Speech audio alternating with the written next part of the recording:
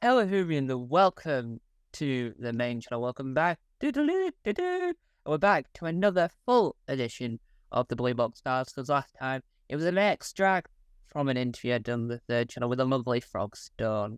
Now, we're back together, so what I need to say before we crack on. So, as of the time of recording, not yet arrived, but 5 hours delay. I don't know if the driver must have been stuck, but we should have a very good quality change. The computer was with the light, with the camera that I'm getting a thing so I can attach my camera to the there's a screen so you can see me in 4K or not, because it crops it. I don't want to look like I'm a smaller man than I actually am.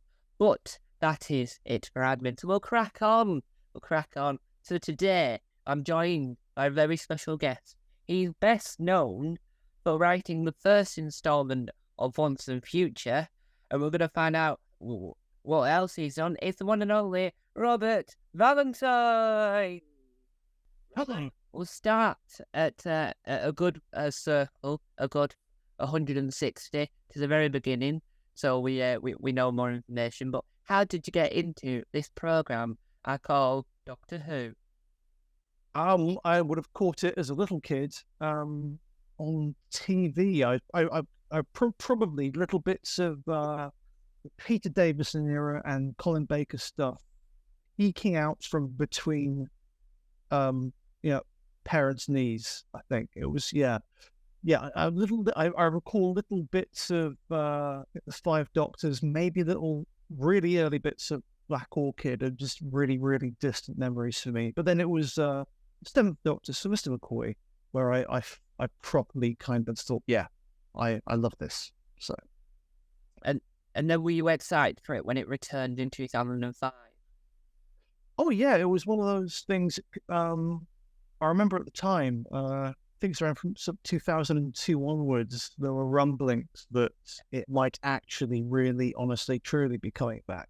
But it'd been like a rumor throughout the whole 1990s. So I still remember taking it with a degree of a pinch of salt, because I think, we kind of hopefully thought it was kind of sort of mostly back when Paul McGann was returning, because I think at the time I kind of hoped that would just inevitably lead to an Anglo-American Doctor Who TV series, which never materialized. But to be honest, a lot of my kind of formative fandom was living in the hope that it would come back, rather than actually getting to watch it. Yeah. And so then how did you get into writing? Because that's another big part of your existence. Oh, yeah. Well, I got into writing because I started writing at school, and it was kind of my favorite type of homework was, being given assignments to write stories. So, I'm just a writer kind of by nature and inclination. And but in terms of writing for Big Finish, I've only been doing that for, but about 4 years now. This might go on for 5, but 3 of those years were pandemic, so it kind of doesn't feel that long somehow. And so then how did Big Finish come across you and recruit you as a mega writer? Well, I met Matt Finn at a literary event discussing audio drama. I was on the panel. He was just in the audience because he literally lived around the corner. And I said a few nice things about Big Finish during that. We just got chatting. I didn't know who he was or that he was there. We got chatting in the pub after.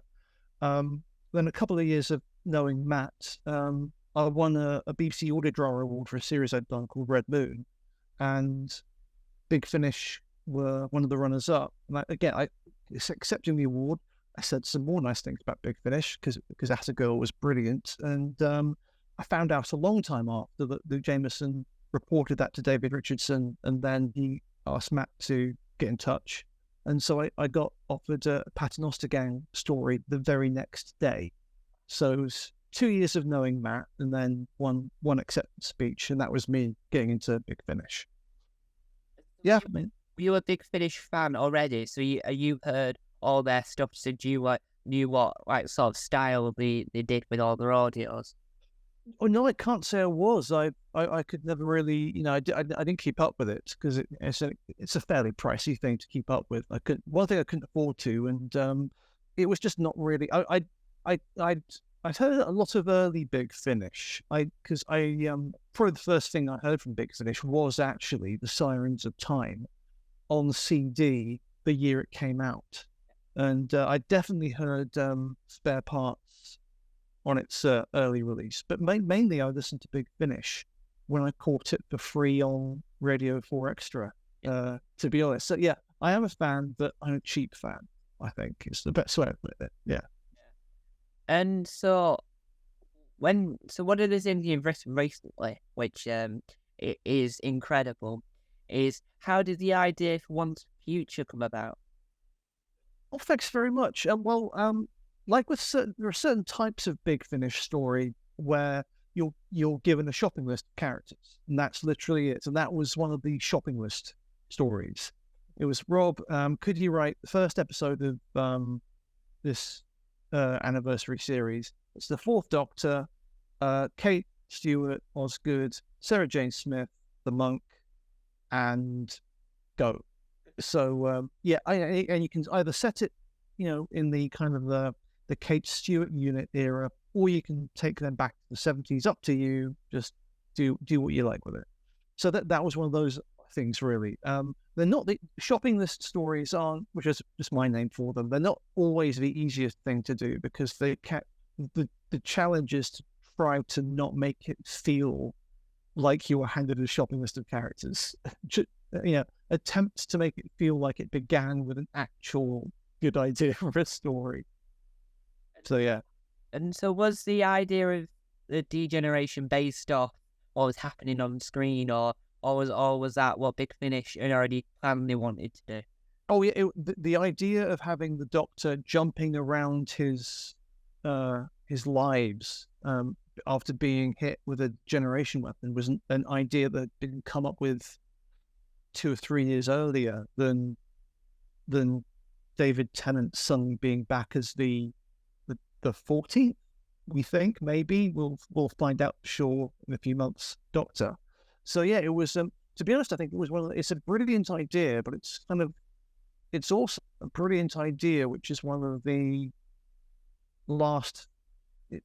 It feels right for now because I think we hit a point of critical mass with multi-Doctor stories where it's been done a lot now. So I think I think no one wanted to, just instinctively. It's they kind of feel old hat a bit. So it's not a multi-Doctor idea; it's a Doctor idea. But it was it predates what happened on TV in terms of the idea, but yeah, just by virtue of the fact it's an idea a long time in preparation. Yeah, it was just very similar but not identical approaches. But yeah, naturally coming out at the same time because multi-Doctor stories are so last year. So. And do you reckon that once this, like the first, like the story in itself, do you reckon that will impact the TV series or any way, or do you reckon it's still like not really connected, but is connected, but it depends on which view you've got on like. Oh, I don't. The Big Finish doesn't really impact TV series. It just doesn't work that way. When you're working on a sort of licensed BBC property, you run your storylines by the BBC. They give the nod. They let you know whether it's go ahead or don't do that one because it's too similar to something we're doing, etc. But I think just the way that they're two different businesses and organizations, and one has to do what the other can only do what the other one permits it to do. So yeah, there's no cross pollination really. I don't think in that way. I just by virtue of the way they work. And when you're writing these scripts for these fantastic audio, do you get a pen? Or I'm gonna get a pen and start writing, or do you use like softwares like Final Draft to write down your scripts? Oh right, great question. It's always a good one for writers. I usually start with I tend to use pens on hard copies of scripts. So I tend to start just with simple, like a notepad, Word, just a simple notepad thing. Usually start with bullet points of just, what's the core idea? What's the family tree of the idea? What are the either are there any literary antecedents to this? What's the heart of it? What's it really about? And just, what are good one-liners and just clever things that just fall out of this idea? And also, what are the kind of the logical implications of it, and how far can you twist the lemon? Because if you're given any kind of concept, you can think, well, what's the furthest that this can be pushed dramatically, and all those kind of things. So yeah, I tend to be someone who writes chaotic brainstorms. I usually actually have a document that's called something like "Once a Future Brainstorm." I'll literally call it that. And it'll be just a very, very long list of bullet points. So once I hit around 12 or 14 pages, the story has started to emerge. It's not unlike, I don't know if you've ever grown crystals, like, you just put, alum and water in a jar with a bit of string hanging in. Eventually a crystal will form around the string. Stories essentially form once you've got enough ideas on a piece of paper. And sometimes the story will just leap out and tell you what it is, based on the kind of the coalescence of different colors. Anyway, yeah, big clump of ideas make story. There we go. Yeah.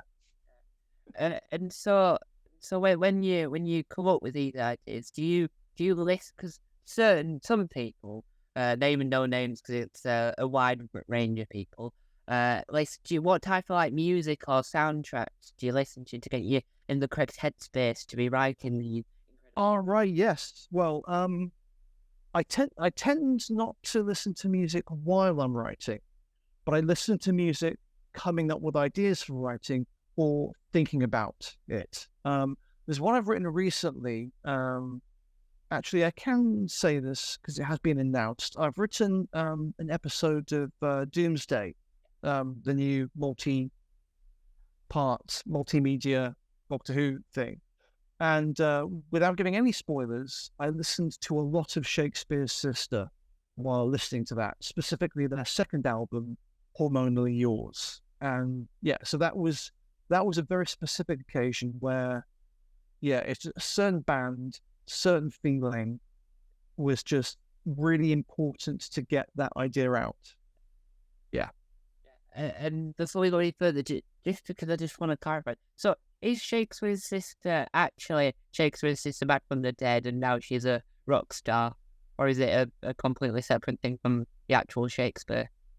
Oh, it's totally, I can't remember how they came up with the name, but the actual band name, there's no apostrophe either. It's literally Shakespeare's, no apostrophe, just as in plural, sister. I don't know why. But that's, band names for you are just very, very odd things. But yeah, I can't help you there, but I could find out, and I could let you know later. And so when this happens with a lot of actors, the sentence is sometimes yes, the sentence is sometimes no. And with Big Finish writers, because I've met a lot over the time I've been doing these interviews, a lot of them are indifferent about it. So do you personally, once you've written an audio and you can go out, not to the shops, but you can go on the Big Fish website or Amazon or wherever to buy it, do you listen to your stuff back once it's out in there to the public? Yes, I do sometimes. Some I don't, and some I haven't, and some I've listened to a lot back. I don't know what my basis for decision is or the reason for doing it.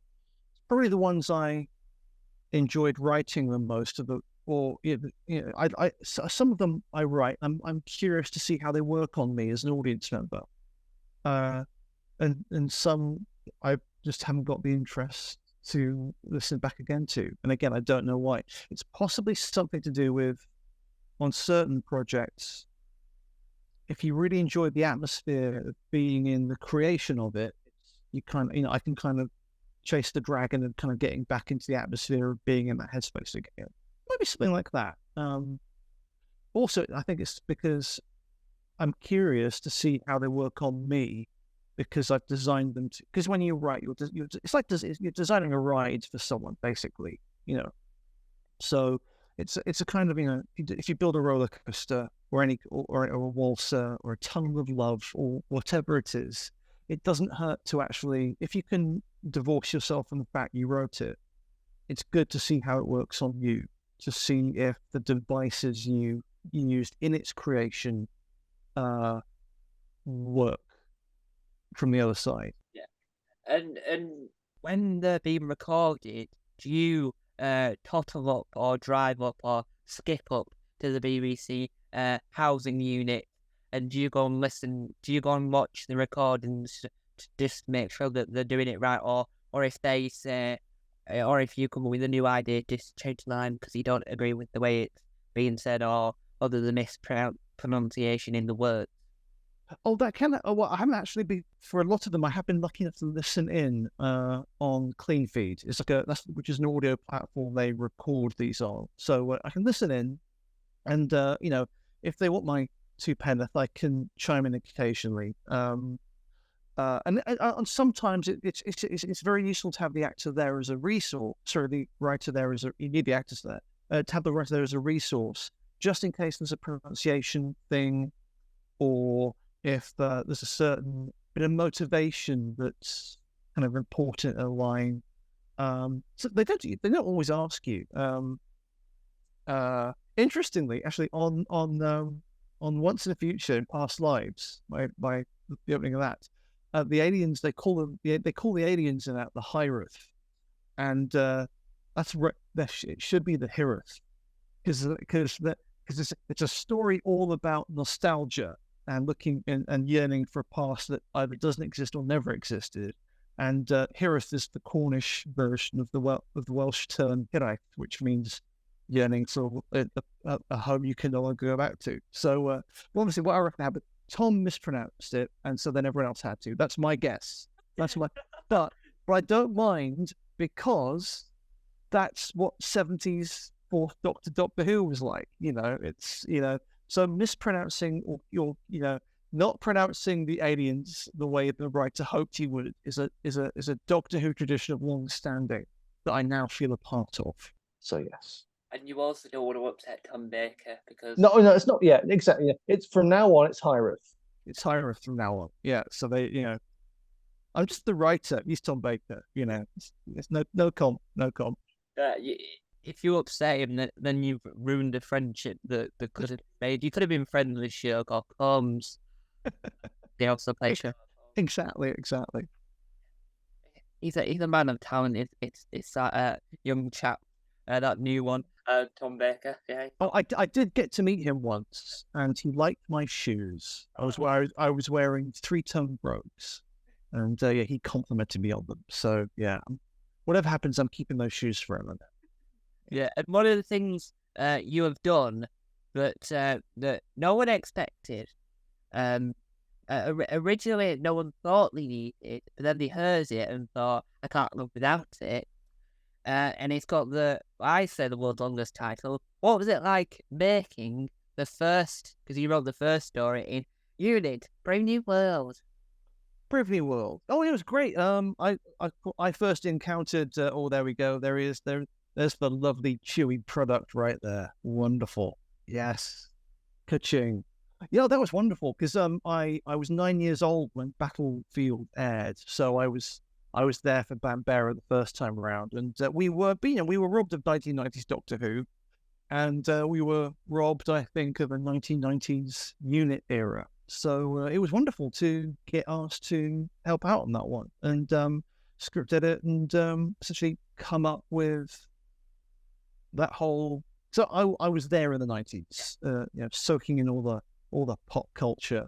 So it was just really, it was a great untapped period to shamelessly knock off, really. So it was, it's a lot of X-Files, lots of Bugs, a lot of GoldenEye, a really scary sci-fi series from the early 90s called Chimera that scared there. It's about this little genetically engineered humanoid thing that escapes from a laboratory onto the moors. Really spooky stuff. Yeah, so it was great, and yeah, it's a series I really love doing. Yeah, it's huge fun to work on. And did you ever get to meet the core cast that's on the Lovely Box? No, Emily Cook got to meet the lovely core cast, and Alfie Shaw, who produces it now, he's got to meet the lovely core cast. As writer and script editor, they're keeping me at arm's length, clearly, but I'm determined at some point I'm gonna just, even if I have to like just don black like the Milk Train Man and abseiling through the chop-in roof, I'm gonna be there for a recording some point, one day, maybe. The core cast might appear at Big Finish Day and you can ambush them. They don't ask me to Big Finish Day, you know. If it has to be a punter, you can buy a ticket and then ambush them. Yeah, I'd love to meet them without having to pay for it. Let's just just be. Hello, hi, I wrote stuff for you. It's a tenner. Yeah, yeah. If any of the core cast are watching, please get in touch because me and Rob would like to meet. So lonely. Yeah, no, I in all seriousness, I would love to kind of listen in the next time they record, but we shall see what happens. So I can't remember if the next box set has been announced, but are you writing any more of it? If a new series gets announced, I hope so. Yes. Yes. Yes, because I don't know if I can't remember if it has or hasn't. My brain's malfunctioning. I don't believe any more has been announced, but we live in hope. We live in hope. One of the things you worked on that has blown, I think, everything out of the water. It's like if you could have an idea for a story, this is an even greater. It's the concept for the whole series. I think the series has ended like the 3-box set, 4-box set. What was it like working on ICE, David Tennant's best audio work? Dalek Universe #2. Oh, The Lost. Yeah, that was great. Again, John Dorney inviting me to come on board and write really cool, fun stuff was lovely. It was it was that thing of John got in touch and said, "Yeah, we're doing basically it's called Dalek Universe, which means it's it's the Terry Nation Doctor Who universe, really gritty, hard-edged thing, and we'd like you to do the episode with no Daleks and no Terry Nation stuff in it, please." It's like, yeah, great, lovely. So yeah, but it was so the kind of the pitch for that was again, that's not a shopping list idea. That's just a very you get a little brief, just like 1 or 2 lines, and that was essentially, I think, can you do a 2-hander between the 10th Doctor and Your Kingdom? So mine was kind of the 2-hander trapped in a bubbled universe, meeting someone strange story. So that was it, really. So I thought, yeah, great, lovely, and so I just kind of I had listened to some early Anya Kingdom stuff where she met Tom Baker because he met her when she was going undercover as someone whose name I've temporarily forgotten. Ann Kelso, there we go. I knew it was in there somewhere. But I just remember feeling that the Doctor and Anya Kingdom have never ever had that discussion about how the fact that he met her under false pretenses and she lied to him about it, and he's never told her that he was present for the deaths of both her aunt and her uncle, Brett File and Sarah Kingdom. So I thought these two have got so much untapped drama between them. Like I can't, until that's been got out in the open. That's the drama that's the bubble that needs to be popped, and that's the conflict they need to have before they can go and face anything else. So I thought, well, okay, fine, I'll do the story. And I did some research, realized that no one's actually ever addressed that. I thought this is either that's an oversight or it's deliberate. Well, I think it's an oversight. So this then therefore needs to be the place it happens. So I decided, well, they meet someone who's near omnipotent, who can look into their minds, and thanks to them, they find out everything about each other and therefore about themselves. So it became inherently kind of, the bottle episode of Dalek Universe, but also the one that kind of, where essentially you take your two main characters and you pit them against each other because they've got an awful lot of baggage that has yet to be unpacked. So that was the loss. Yeah. And do you reckon the Dalek universe is one of those that could work really well adapted either into animation or into live action on screen? Possibly, but I suppose the thing is, it's the kind of, like a lot of, Big Finish is made for fans, for a slightly niche audience. I like my TV Doctor Who to be, and to be honest, it's the Russell T Davies strain of Doctor Who that appeals to people who watch, EastEnders and Britain's Got Talent, and people who aren't us, the not we's. And I think a TV version of Dalek Universe, probably, I think an animated version, it's inherently niche. So I think maybe some kind of, streamable animated series of Dalek Universe would be excellent. But it's definitely kind of mildly niche spin-off territory rather than it's not primetime BBC One. It's kind of, it's cool animated BBC Two or the BBC website kind of stuff. Yeah. Or 2 in the morning on BBC Two pretend to be BBC Three. Yes, or bring BBC Three back and put it there. That would be the kind of place for it. Yeah. Yeah. At the moment, BBC Three are just airing reality TV shows that no one's really watching. It's true. It's true. Yeah. Who's watching Angels of the North? I don't even know what that's about. So I'm not watching it. I am watching the Celebrity Australia, The Apprentice, because that's quite good. But other than that, I don't interact with BBC Three. And so with Big Finish, like getting licensed for his character here, character there, Doctor there.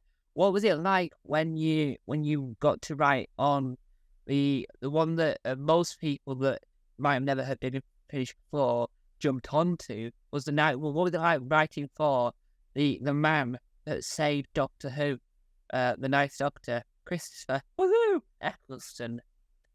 Oh, it's great writing for Christopher Eccleston, because I first became aware of him. It would have been again in the 90s, so it would have been the film Let Him Have It, and it would have been Cracker and Our Friends in the North, in which he starred. So you've got Our Friends in the North. You've got the next James Bond, the next Doctor Who. People who you would not naturally have in the 90s have cast as either, going ahead to utterly reinvent both of these huge British pop culture staples in the mid-noughties. So, so Christopher Eccleston, as far as I'm concerned, I don't think of him as the Doctor first. I think of him as he's this heavyweight, northern actor who does Jimmy McGovern stuff. That's who he is. The fact he became Doctor Who was completely out of left field. It was like, whoa, that's not the kind of actor you cast as the Doctor. And it was from Russell T Davies. It was a real kind of declaration of intent that this is not your father's Doctor Who. And that's the way he continues to do it. His Doctor Who is not your father's Doctor Who. And so getting to write for the Ninth Doctor is a huge honor, and really excited to write with Christopher Eccleston and to exchange the occasional word over clean feed with him and give him even just a little bit of even a script, one or two tiny little script notes here and there. It's been great. I did meet him once in the 1990s. I was an extra on a film he was in. I think it was a Michael Winsbottom film. It might have been called. I think it had a couple of name changes. I think it's whatever name it came out in was not the name it's being shot under. but I was actually I was wearing a leather jacket. He was wearing a leather jacket, so I got to be his lighting stand-in while he was in makeup in this pub we were filming in. And so he came out and came up to me, gave me a little cuddle and said, "Thanks, mate." And then that was me meeting him in 1997. Yeah, so yeah, he's a lovely guy, proper professional actor, and proper heavyweight. And yeah, so I couldn't have planned to have been in a position where I could have written for him, but I'm just feel darn lucky that I am. And I hope to get to again because it's just the best. And do you reckon he will remember that if you ever meet him face to face? Do you reckon he would remember that interaction you had with him all those years ago? I am far, far too cool and hip to mention it, I think. Yeah. I'm way too cool to mention it. Yeah. And for any of the But viewers, besides, if I said it and say yes, I would be lying. But yeah, yeah. for any of the viewers wondering, yes, I do know that that one of the first people I ever interviewed, Adam Martin, has appeared twice in the Ninth Doctor audios. I do know that is there. Do you have a dream set of characters you want to write for within the Doctor Who universe for Big Finish? Well, I do because the Seventh Doctor and Ace were my team. They were, he was my Doctor, and she was my she's kind of joint lead, really. Ace. So yeah, the Seventh Doctor and Ace, I would love to. I've written like I got to write a line for the Seventh Doctor in Once in the Future, and I got to cut 2 scenes, like 4 pages for the Doctor in the end of the beginning for the Seventh Doctor. But I'd love to write an episode for them. But I'd love to write an episode for them that's sort of a season 26/27. That's what I'd like to do. So rather than Ace now and the Doctor later, if Big Finish decided we're going to kind of just continue with the Doctor Ace kind of where we kind of left them after Survival and just keep going, something set around then would be my sweet spot. But I can imagine it not happening. But they give me so much fun stuff to do anyway. It's kind of nice it's kind of nice to be left yearning for something you'll probably never get. Yeah, because I do find that as soon as things become real, then they become a thing that happened. But if there's one golden carrot you're forever chasing, then it's kind of nice to have that. And because this year is the 60th year of our Lord and Savior Doctor Who, what are you most looking forward to or want to see within the universe on the big screen for the 60th specials? Whatever they've cooked up for us, it's. I'm just hugely looking forward to more Russell T Davies Doctor Who, but in 2023 and 2024, because the man is plugged in to TV now. That's what was so special about Doctor when it came back in 2005. It was hugely informed by the climate of the time, and he is, of all the showrunners of Doctor Who since it came back, he is the one who is most interested and preoccupied with the zeitgeist. What is happening now? What is going on now? What is now about? So just whatever he serves up, I'm there for it. What's good about Russell is that he's from I don't know how accurate this is, but from what I know, he's plugged into both sides of the pond because he wrote a reboot of the American version of Queer as Folk, and so he's plugged into what American TV are after, at the same time as knowing what after writing it's in Channel 4, he knows what a good drama looks like. Oh yeah. I think that's true of that's true of many top TV writers. But I think the thing that's special about him is that that's also kind of it shows in his work as well. Because you can be aware of the industry and how to serve in and how to deliver, but it doesn't mean that's also what your preoccupation is. But with him, it is. So yeah, just the little. I'm actually I'm avoiding too much speculation this time around because I kind of want to be surprised by it. But yeah, with Russell, he's deeply interested in all that, and it shines through in his stuff. So yeah, it's going to feel fresh, and there will be a shock of the new to it, and yeah, that's what I'm here. I'm here to be shocked by the newness, I think. And do you ever reckon that Doctor Who will one day do another get like more like big anniversary specials onto the cinema screens again like they did with the 50th? I've no idea. I've no idea. I'm if it happens, great. I probably won't go because because I'm rubbish and I tend not to go to things. But yeah, it might do. I don't know. It might be happen. It might for all we know, it might get announced in a week or two or three or something. Yeah, could happen. Could happen. Could happen because we've got San Diego Comic Con about to happen, so it could Yeah, happen. in a couple of weeks from now. So actually, yeah. To be honest, yeah, in a couple, yeah, 2 weeks, no, a week on Friday, we might know. We might know. Because today, as of the 12th of July, they put out the TARDIS in London to represent the Barbie film because Shooty Gatwa is in that. Yeah, yeah, and Pink TARDIS is nothing new, but it's good to see. It's good to see. Yeah, and then because they also referenced it with a YouTube clip because it was all referenced from a Sylvester McCoy episode, so they had put the clip on YouTube because they knew what everyone was thinking online, so they had put Yeah, exactly. Yeah, the happiness patrol. Yes. Yeah. yeah.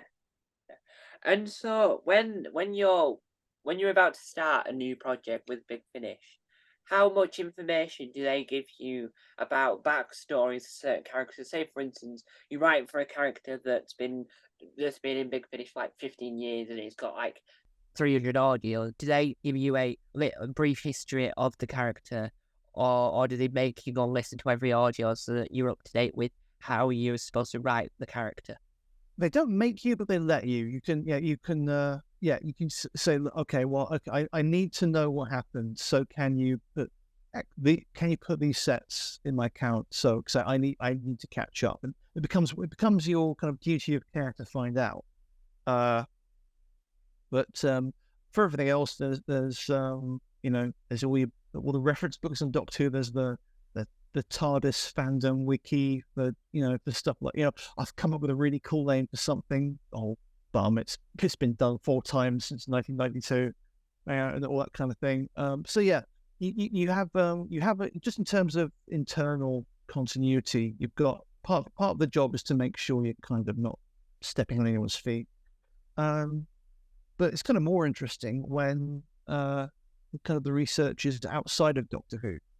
This is not an original thought, but Doctor Who is often at its most interesting, or is at its most interesting when it's about other things. So actually, so I did like one of my Ninth Doctor stories is on the Norwegian explorer Fridtjof Nansen, and that meant a whole load of research. Reading his diaries and watching there's a Norwegian film about him, and so doing loads of external research into other things. And part of being a writer is being a big old nerd, and I love doing homework. So yeah, just going away and doing your homework is a vital part of being a writer. And yeah, it's one of my favorite things too. So do you like the idea of for research you get to go and sit around and listen to 100 hours of audio, or go and watch a certain film that you've seen 300 times previously because it's an excuse just to do it for research? Is that like a perk of the job, or is that just like a side hobby that you like doing? Oh no, it's definitely a perk. It's partly a perk of the job, but it's also when it comes to stuff like watching a film you love for the 48th time, you can do it on a Tuesday morning and just say, "Yep, I'm working. This is this is work."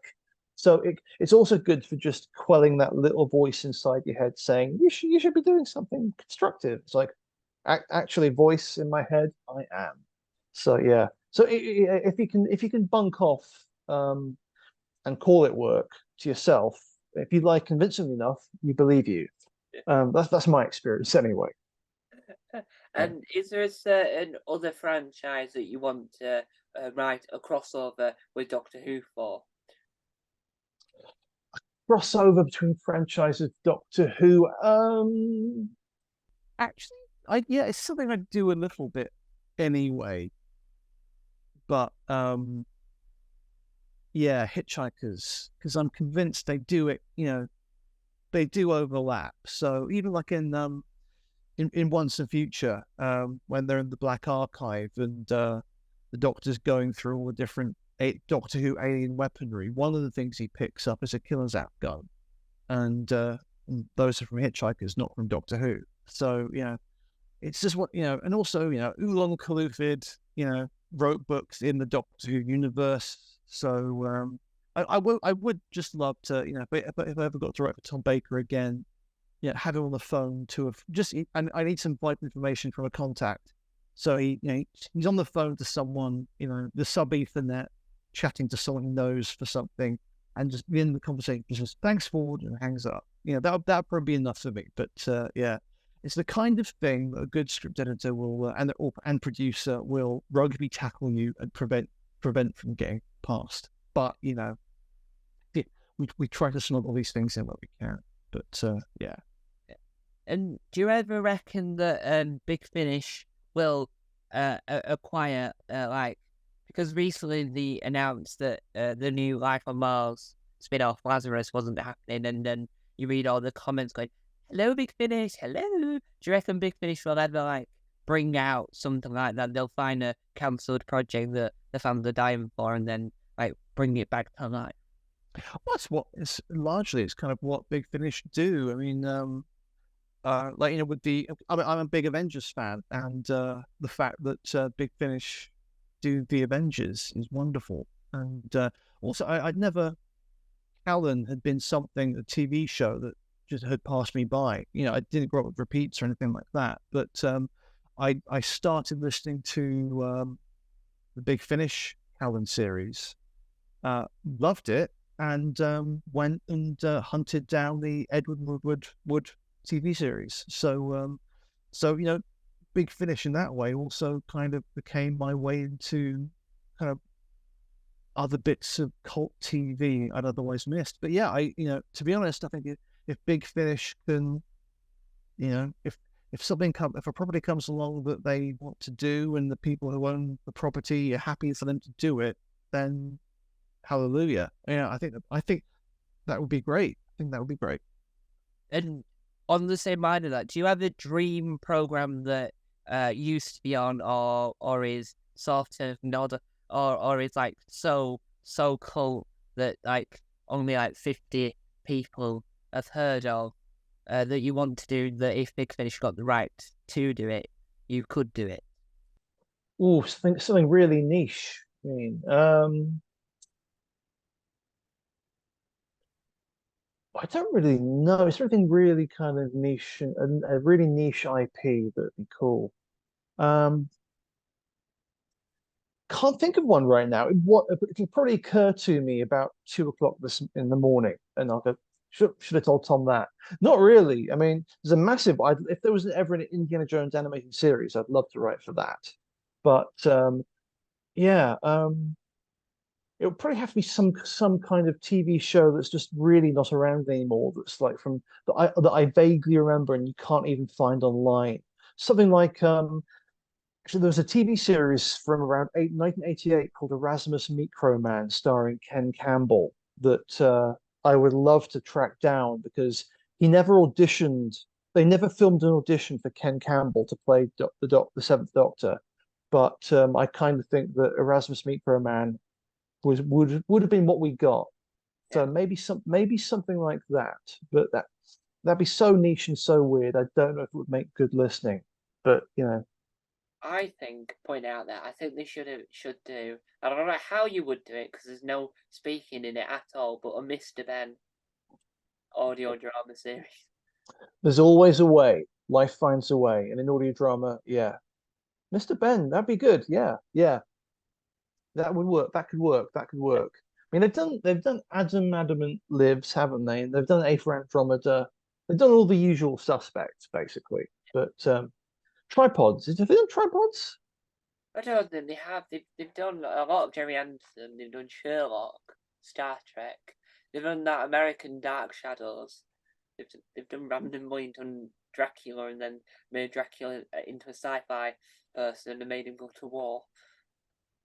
With Yeah, yeah. I think yeah. Nothing major occurs that they haven't already done. But I think with a lot of these things, it's you either want to do a full recast or get as many of the original cast together as possible. But I who think knows? Yeah, I yeah, think different seasons. yeah. Whatever they do come up with, would be fun just to kind of get the elbow and say, wait, Rob, nudge, nudge, do you want to work on this? Yeah, because it's fun dipping your toes into different things like that. When the challenge becomes taking on the style and tone and the rest of it of a brand new property. So, it would be cool to happen.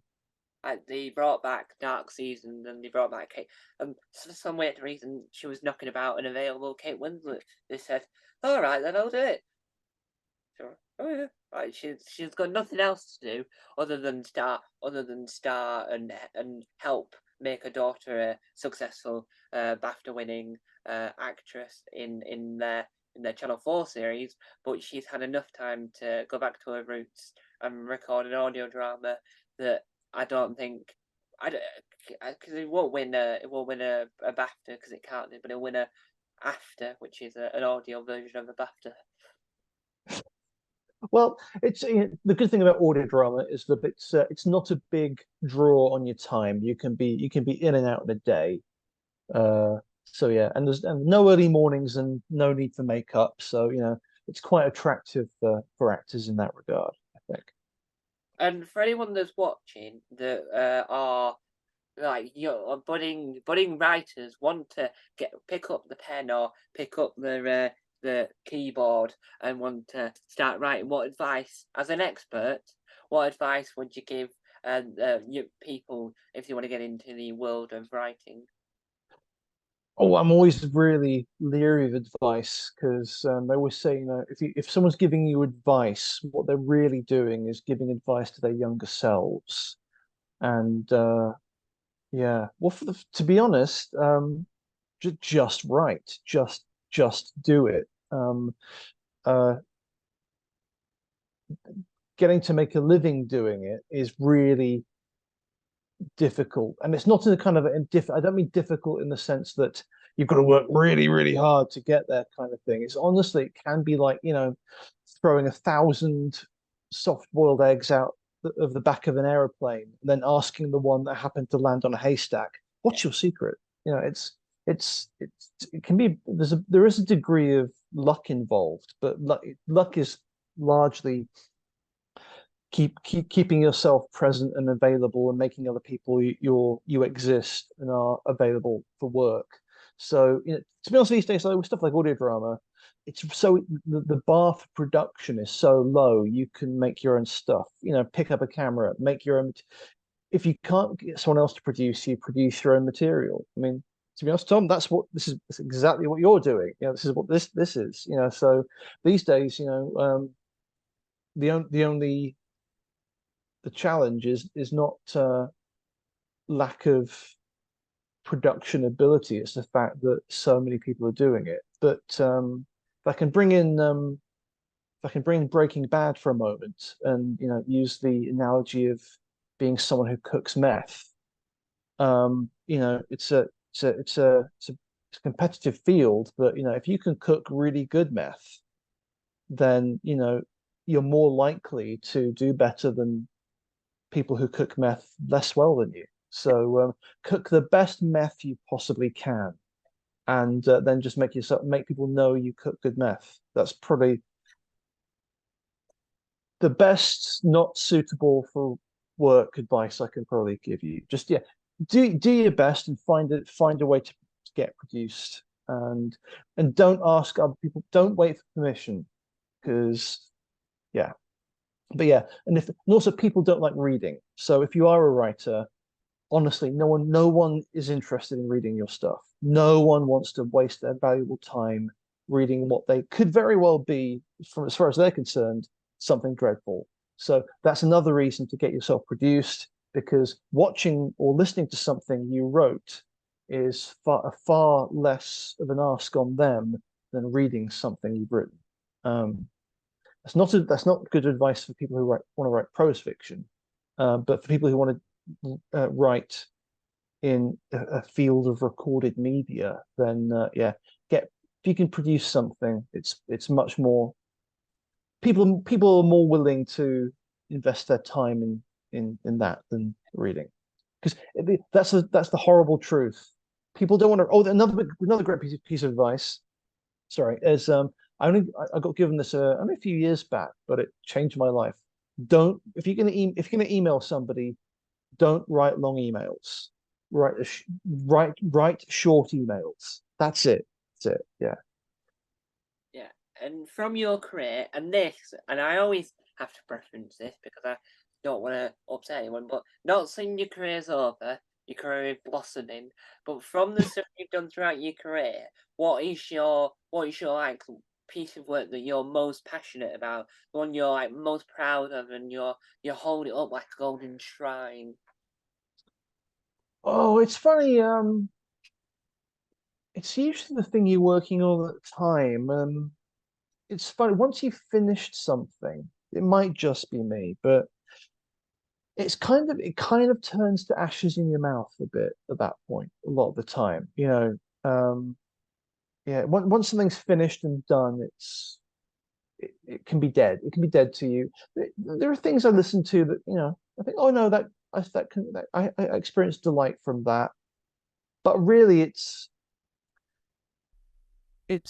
uh it's never really the end product. It's the experience of making it's being in the process of making something that's actually the enjoyable part. Because once you're done, it's yeah, the crock of gold turns to dross a lot of the time. And it's something oftentimes, it's very difficult to read or watch something or listen to something that you've been a part of and not want to kick holes in it. Um, but yeah, really, it's the journey rather than the destination, Tom. I think it's a cliche, but it's true. The process is forever. The state of being is the thing that's kind of that's if there is a bit that's golden and holy and shrine like, that's it. That's it. And do you like get a sense of happiness and sense of like excitement when you hear your words being spoken back to you in like a really interesting and an exciting way? Sometimes, and sometimes think, no, that's wrong. And sometimes think, oh, that's not what I planned. Then you think, oh well, that's what it is now. And then also and then you forget then you forget your original intention, and then that's that character now. So many different things can happen. Sometimes people, actors, director, if you're not present, you're like, oh, it's not that didn't quite work. And sometimes with me, I kind of feel that my style of writing in a certain mode needs to be kind of delivered like Howard Hawks fast dialogue. And if it's not delivered quickly, it's like it doesn't work. But sometimes you listen, an actor will take a character you've written and perform it, and it comes out exactly as you dreamed, and you kind of feel this is wonderful. And sometimes they'll take it and the character that comes out is not what you intended, but it's either better than you intended or it's just different and great, but different. As a writer, then in recorded media, what you have to do, you just you engage just internally. You have a little funeral in your head. You have a little funeral for the character you intended it to be, and then and then that's the permanent reality. It's the difference between being a playwright, being like a screenwriter or something. With theatre, it's different every single time. There are an infinite number of Hamlets, but there's only one Michael Corleone, for example. And as a child, was there a specific program that you watched and went, "Huh, that's what I want to do. I want to do something like that." Was there anything that triggered the inspiration to steer you on this career path to greatness? Well, I'm still after the great. I'm still chasing that particular golden carrot. I suppose loads of things, most things. It's just the delight of being told stories from stuff as early as Each Peach Pear Plum. To be honest, just that kind of sense of, oh, this is a shared universe of fairy tales. I love this stuff like Labyrinth and Jim Henson's The Storyteller and Watching Indiana Jones films, Raiders of the Lost Ark. I thought, do I want to be a writer, an actor, a film director, or do I want to go into archaeology and punch Nazis? I don't know. I want to do all of it. I want to be completely everything that this is. Yeah, I think it's all when you are a an audience member, a recipient of stories in Bliss. Yeah, sometimes you want to be the person who becomes the teller of stories rather than the listener. But the same is very true of chefs. People love preparing food for other people. It's and the desire to serve up something special to someone is very similar, I think, between the two otherwise very different professions. And so, because your career blossoming and going greater, have you got any upcoming releases that you can briefly, without spoiling it, like talk about this coming up, like in the next year or so? Oh yeah, sure. Well, I'm being paid and I'm paying the taxes and it's paying my way. So that, to be honest, that's as good as it gets. I just kind of hope that in the bell diagram of where I am, that I haven't peaked too much and I have to go back to doing other stuff. But at the moment, yes, it's paying my way, which is lovely. But yeah, I've got a few. At the moment, I'm doing a lot of Big Finish, and I've got a. Oh, actually, I do have a couple of episodes of a new ancient Roman sitcom called Cry Havoc, Ask Questions Later, which is the brainchild of the brilliant comic genius David K. Barnes. It's from Rusty Quill Productions, and I've written a couple of episodes of that. It's his follow-up podcast sitcom after the great Wooden Overcoats ended. So I've got a couple of episodes of that to come up in a few weeks' time, and other than that, I've got a Ninth Doctor story coming out on the 3rd of August, which is called, yeah, I can say it's called Run, and it features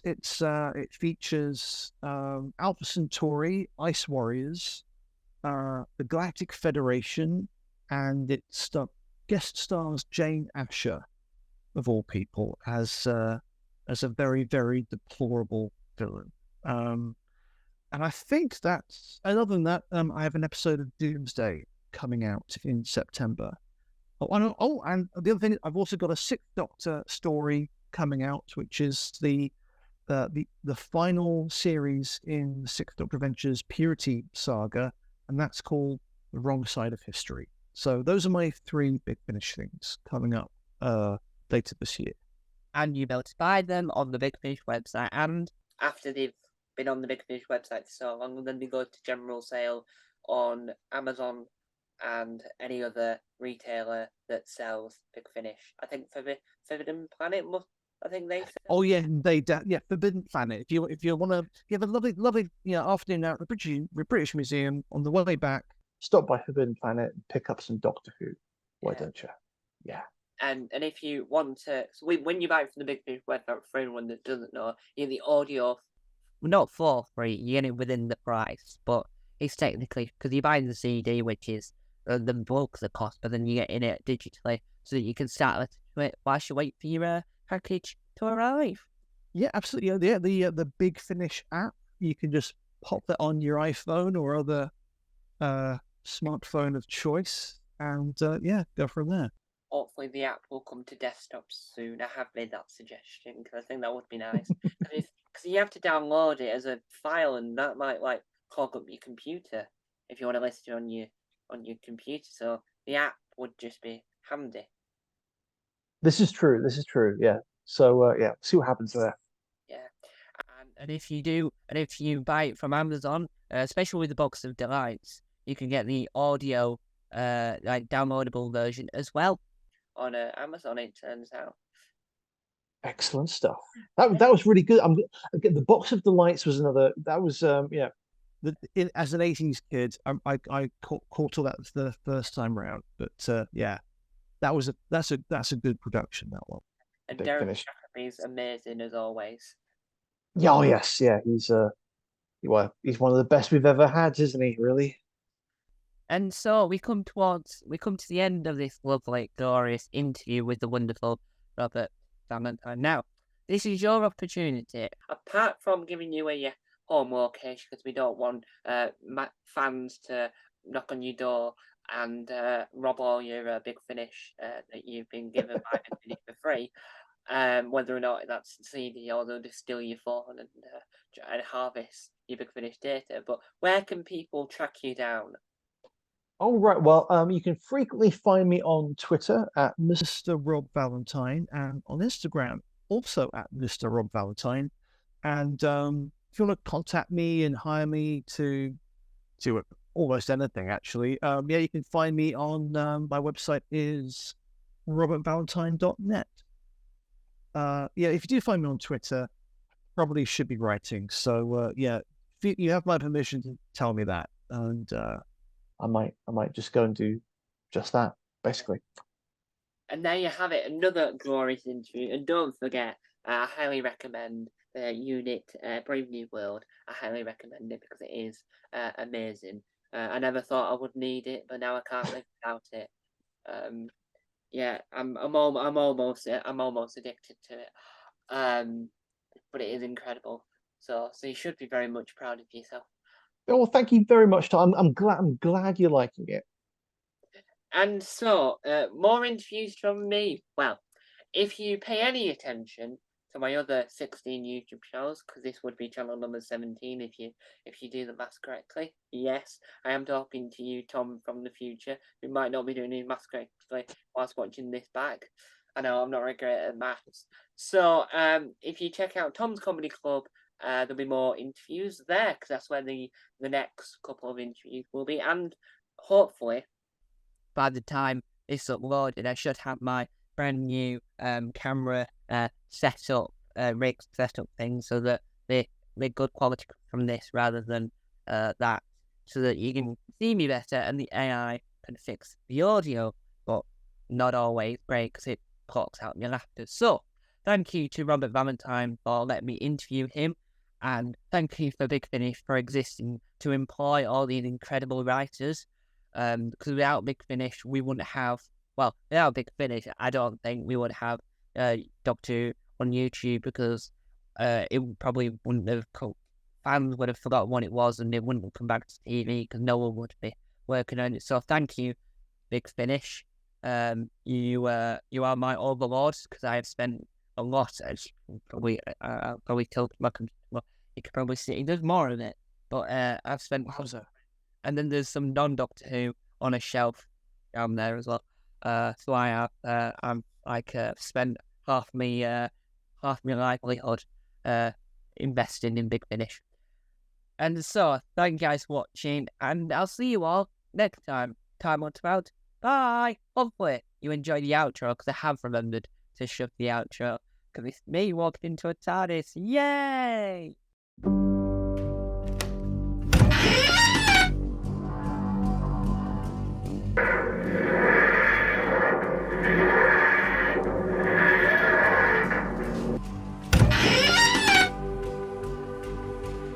Don't forget to subscribe to the official Tom Mason YouTube channel